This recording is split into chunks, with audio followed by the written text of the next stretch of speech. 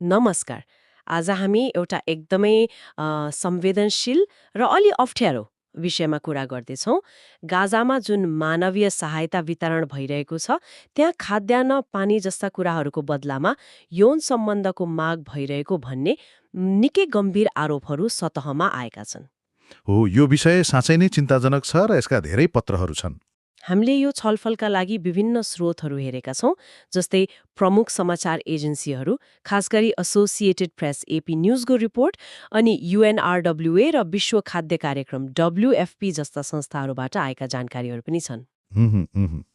यी स्रोतहरूले स्थितिको एउटा तस्बिर देखाउँछन्। हाम्रो उद्देश्य चाहिँ गाजाको त्यो जटिल मानवीय अवस्थालाई अलिक गहिरो गरी बुझ्ने अनि यो आरोपहरू वास्तवमा के हुन्, यिनलाई सम्बोधन गर्न के कस्ता चुनौती छन् र अन्तर्राष्ट्रिय र स्थानीय स्तरमा के भइरहेको छ, होइन त?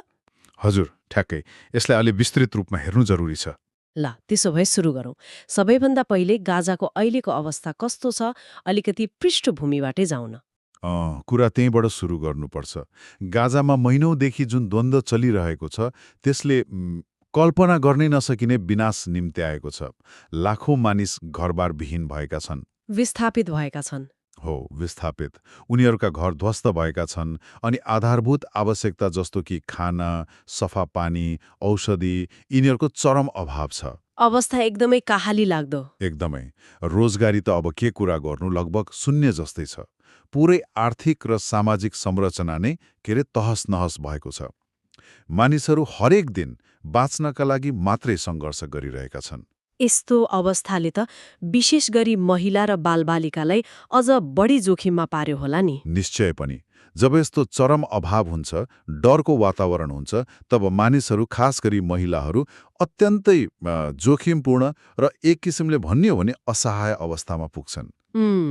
आधारभूत आवश्यकता नै पूरा नभएपछि, भविष्य के हो थाहा नभएपछि मानिसहरू निरुपाय हुन्छन्। आफ्नो र परिवारको ज्यान बचाउन जे पनि गर्न तयार हुने अवस्था आउन सक्छ। यही व्यवस्था हो जसले उनीहरूलाई शोषणको मुखमा धकेल्छ। यो त मानवीय त्रासदी नै भयो। हो, जहाँ बाँच्नकै लागि गरिने सङ्घर्षले मानिसलाई झनै खतरनाक स्थितिमा पुर्याउँछ। अनि यसमा सहायता पुर्याउने जुन प्रक्रिया छ, त्यसको भूमिका कस्तो देखिन्छ? सहायता त जीवन बचाउन हो, तर यही प्रक्रियामा समस्या छ भन्ने कुरा आइरहेको छ। यो कसरी? हो, यो महत्त्वपूर्ण प्रश्न हो। एकातिर त सहायता पुर्याउनु आफैमा चुनौतीपूर्ण काम हो। द्वन्द्व क्षेत्र हो, सुरक्षाको ग्यारेन्टी छैन, सहायताकर्मी आफै जोखिममा। सहायता सामग्री लक्षित समुदायसम्म पुग्न कति बाधा अड्चन छन्। कहिले राजनैतिक, कहिले प्रशासनिक अवरोध। अनि अर्कोतिर, र यो झनै चिन्ताको कुरा, सहायता वितरणको पर्याप्त अनुगमन, त्यो निरीक्षण हुन नसक्दा जवाफदेहिता कमजोर हुन्छ। कहाँ गइरहेछ, कसले पाइरहेछ, त्यो स्पष्ट नहुँदा। हो, ट्र्याकिङ नहुँदा दुरुपयोगको सम्भावना बढ्यो। विशेषज्ञहरूले त पहिले नै चेतावनी दिएका थिए। एपी न्युज, द गार्डियन जस्ता मिडियाले पनि यो कुरा उठाएका छन्। भनेपछि यो निरीक्षणको कमी र जटिलताले नै शोषणलाई ठाउँ दिइरहेको छ। धेरै हदसम्म। विशेषज्ञहरूले भनेका थिए कि यस्तो अराजक स्थितिमा जहाँ जवाबदेहिता कमजोर छ, त्यहाँ यौन शोषण, जसलाई सहायताको बदलामा यौन सेक्स फर हेड भनिन्छ, यस्तो गतिविधि बढ्छ। यो पूर्वानुमान गर्न सकिने कुरा थियो। अब अलिकति आरोपहरूतर्फ लागौँ। एपीले गरेको अनुसन्धानले केही एकदमै विचलित पार्ने कथाहरू बाहिर ल्याएको छ। हो, त्यो अनुसन्धान महत्त्वपूर्ण छ किनभने यसले तथ्याङ्क भन्दा पर वास्तविक मानिसका अनुभव समेटेको छ। एपीले कम्तीमा 6 जना महिलासँग कुरा गरेको रहेछ। उनीहरूले भने अनुसार सहायता मतलब खाद्यान्न वा अरू केही दिने बहानामा वा कहिलेकाहीँ काम मिलाइदिन्छु भनेर सम्पर्कमा आएका पुरुषहरूले यौन सम्बन्धको माग गरेछन्। डरलाग्दो कुरा हो। तत्कालको सहायता मात्र होइन, कहिलेकाहीँ अलि दिगो जस्तो देखिने अवसर, जस्तै रोजगारीको लोभ देखाएर पनि शोषणको प्रयास भएको देखिन्छ। अझ त स्रोतका अनुसार कतिपय घटनामा त ती माग गर्ने पुरुषहरूले आफूलाई सहायता कर्मचारी वा त्यस्तै कोही भनेर चिनाएका पनि छन् रे। यसले त सिधै प्रणालीमै प्रश्न उठायो नि, हैन र? एकदमै गम्भीर प्रश्न। जब रक्षक नै भक्षक हुन्छ भन्ने आरोप लाग्छ, त्यो पुरै प्रणालीप्रतिको विश्वास नै हल्लिन्छ। लामो अवधिको रोजगारीको प्रलोभनले त स्थितिलाई झनै जटिल बनायो। चरम गरिबीमा बेरोजगारीमा यस्तो प्रस्ताव अस्वीकार गर्न कति गाह्रो होला? हो नि। अनि यी महिलाहरू किन खुलेर आउन सक्दैनन्? स्रोतहरूले उनीहरूले पहिचान गोप्य राख्न चाहेको बताएका छन्। यसका धेरै कारण छन् जुन बुझ्न जरुरी छ। पहिलो त सामाजिक लान्छना। हाम्रो समाजमा यौन शोषणको शिकार भएकालाई नै दोषी देख्ने, इज्जत गयो भन्ने डर हुन्छ। दोस्रो, परिवारको प्रतिष्ठामा आँच आउने डर। यस्तो कुरा बाहिर आउँदा परिवारले समाजमा के भन्ने दबाव। तेस्रो, सुरक्षाको डर पनि हो। द्वन्द्वग्रस्त क्षेत्रमा, कानून कमजोर भएको ठाउँमा रिपोर्ट गर्दा बदला लिने सम्भावना पनि त हुन्छ। यी सबै कारणले गर्दा उनीहरू चुप बस्न बाध्य छन्। हो, पहिचान गोप्य राख्न चाहन्छन्। तर स्थानीय मनोवैज्ञानिकहरू, महिला अधिकार कर्मीहरूले चाहिँ यस्ता घटना बढेको महसुस गरिरहेका छन्। औपचारिक उजुरी कम भए पनि अनौपचारिक रूपमा कुराहरू आइरहेका छन्। सुप्मामा एउटा निकै मार्मिक बयान पनि थियो। मलाई भनियो, म तिमीलाई काम दिलाइदिन सक्छु, तर पहिले। यो सानो वाक्यले नै कति धेरै भन्छ है? हो, यो वाक्यले नै पुरै कथा भन्छ। शक्ति सन्तुलन कति बिग्रेको छ, मान्छे कति विवश छन् भन्ने देखाउँछ। यो त एउटा उदाहरण मात्र हो, तर यस्ता कति कथाहरू होलान्। अब कुरा गरौँ प्रमाण र चुनौतीहरूको। यस्ता आरोपहरूलाई पुष्टि गर्न कति गाह्रो होला, झन गाजा जस्तो ठाउँमा? अत्यन्तै गाह्रो। धेरै तहका चुनौती छन्। पहिलो त युद्ध क्षेत्र हो। स्वतन्त्र, निष्पक्ष अनुसन्धान गर्न भौतिक रूपमै लगभग असम्भव छ। सुरक्षा छैन, आवत-जावतमा प्रतिबन्ध, अनुसन्धानकर्ता पुग्नै गाह्रो। अनि पीडितहरूको मौनताले पनि त असर गर्यो नि। अवश्य। हामीले अघि नै भन्यौं नि, सामाजिक डर, प्रतिष्ठा, सुरक्षा। उनीहरूको बयान बिना, उनीहरूले खुलेर सहयोग नगरेसम्म कसरी प्रमाणित गर्ने? हो। त्यसमाथि यो विषय राजनीतिक रूपमा पनि संवेदनशील छ। विभिन्न पक्षको स्वार्थ जोडिएको हुन्छ। सत्य तथ्य बाहिर ल्याउने प्रयासमा बाधा पुग्न सक्छ। यी सबैले गर्दा प्रमाण जुटाउन एकदमै जटिल छ। PSCA नेटवर्क, जसले यौन शोषणबाट संरक्षणको लागि काम गर्छ, उनीहरूले गत वर्ष करिब 18वटा औपचारिक उजुरी परेको उल्लेख गरेका छन्। यो संख्या सुन्दा कस्तो लाग्छ? के यो वास्तविक स्थितिको सानो अंश मात्र हो? 18वटा उजुरी आफैमा गम्भीर हो। हरेक नम्बरले एकजनाको पीडा बोकेको छ। तर विशेषज्ञहरू र फिल्डमा काम गर्नेहरू सबै सहमत छन् कि यो संख्या वास्तविक समस्याको एकदमै सानो अंश मात्र हो। सायद आइसबर्गको टुप्पो मात्रै। रिपोर्ट नै नहुने घटना धेरै हुन्छन्। धेरै। डर, लाज, रिपोर्ट गर्ने संयन्त्रसम्म पहुँच नहुनु वा त्यसमा विश्वास नहुनु, यस्ता कारणले धेरैजसो घटना बाहिरै आउँदैनन्। त्यसैले 18को संख्याले समस्याको गहिराई देखाउँदैन। वास्तविक संख्या त धेरै बढी हुन सक्छ। अनि अन्तर्राष्ट्रिय निकायहरूको त्यो शून्य सहनशीलता नीतिको के अर्थ रहेछ? उनीहरूले त पटक्कै सहन नौ भन्छन्, तर के त्यो लागू भइरहेको छ? शून्य सहनशीलता नीति हुनु राम्रो कुरा हो। यसले संस्थागत रूपमा यस्तो व्यवहार ठिक होइन भन्ने सन्देश दिन्छ।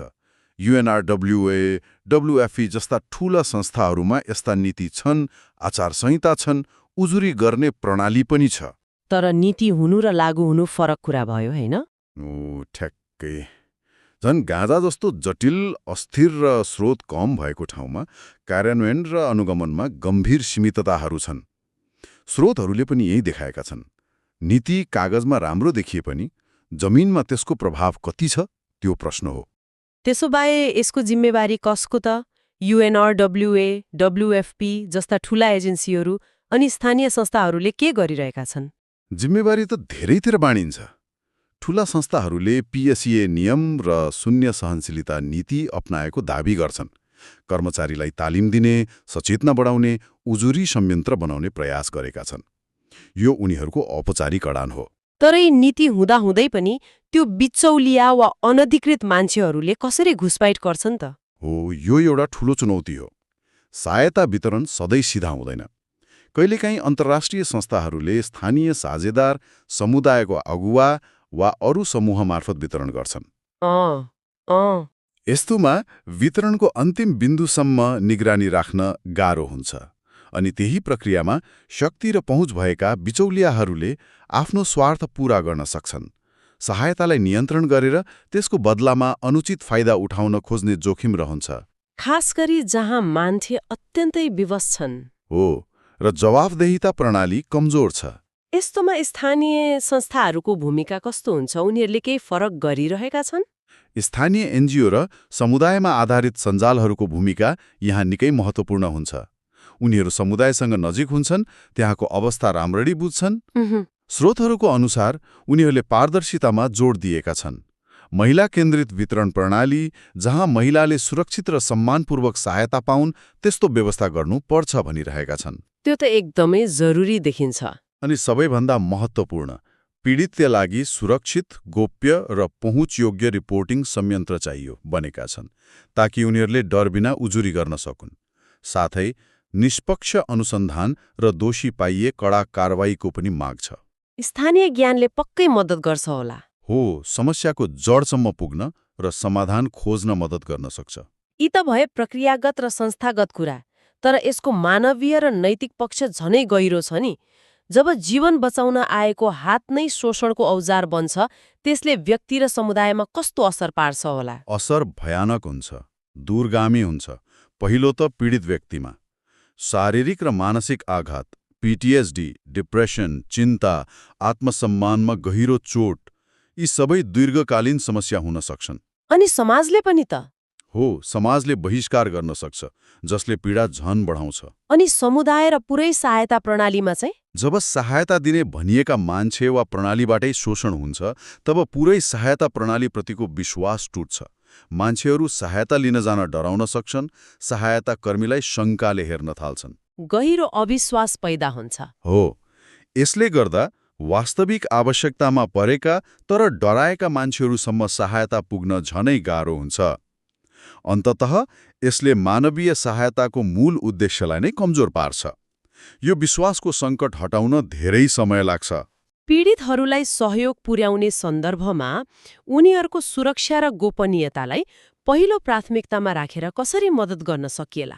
एकदमै संवेदनशील कुरा हो यो। पहिलो प्राथमिकता नै पीडितको सुरक्षा र गोपनीयता हुनुपर्छ। उनीहरूलाई सुरक्षित र गोप्य रूपमा मनोवैज्ञानिक परामर्श, सामाजिक सहयोग अनि आवश्यक परे कानुनी सहायता दिनुपर्छ। तर उनीहरूको सहमतिमा मात्रै? हो, उनीहरूले चाहेको खण्डमा र उनीहरूको सहमतिमा मात्र।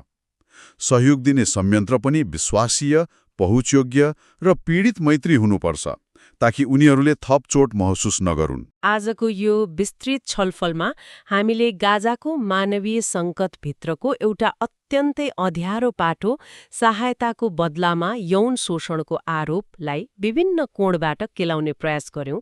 द्वन्द्वको पृष्ठभूमि, सार्वजनिक भएका आरोपहरू, प्रमाण जुटाउने चुनौतीहरू, संस्थागत प्रतिक्रियाहरू र यसको गहिरो मानवीय असरबारे कुरा गर्यौं। हो, यी सबै कुरालाई जोडेर हेर्दा एउटा आधारभूत प्रश्न उठ्छ। सङ्कटको यस्तो चरम अवस्थामा सबैभन्दा जोखिममा रहेका मानिसहरूलाई सहायता दिँदै गर्दा उनीहरूको सुरक्षा र गरिमा कसरी सुनिश्चित गर्ने? राम्रो नियत हुँदाहुँदै पनि प्रणालीका कमजोरी, निगरानीको अभाव, शक्ति सम्बन्धको दुरुपयोगले कसरी शोषणलाई ठाउँ दिन्छ भन्ने कुरा निकै चिन्ताजनक छ। यसले निरन्तर निगरानी र सुधारको माग गर्छ। अवश्य। शून्य सहनशीलता नीति नारामा मात्र सीमित हुनु भएन। त्यसलाई कार्यान्वयन गर्न बलियो इच्छा शक्ति, पर्याप्त स्रोत र प्रभावकारी अनुगमन चाहिन्छ। पीएसईए जस्ता रिपोर्टिङ च्यानल र विश्वसनीय स्थानीय संस्थाहरूको भूमिका पनि महत्त्वपूर्ण छ, जसले पीडितलाई बोल्न सुरक्षित ठाउँ दिन सक्छन्। आशा छ आजको यो विमर्शले श्रोताहरूलाई यो जटिल र संवेदनशील आयामबारे थप सोच्न र बुझ्न मद्दत गर्यो होला। यहाँ प्रस्तुत जानकारी उपलब्ध स्रोतमा आधारित छन् र स्थितिको गम्भीरता देखाउने प्रयास हो। यो अन्तिम निष्कर्ष त होइन, तर एउटा गम्भीर चिन्तन हो। हजुर, यसले हामीले सोच्न बाध्य बनाउँछ कि यस्ता सङ्कटहरूमा रहेका संरचनात्मक कमजोरीहरूले नै सबैभन्दा कमजोरहरूलाई थप जोखिममा पारिरहेका छन्। यो प्रश्नमा घोत्लिनु आवश्यक छ।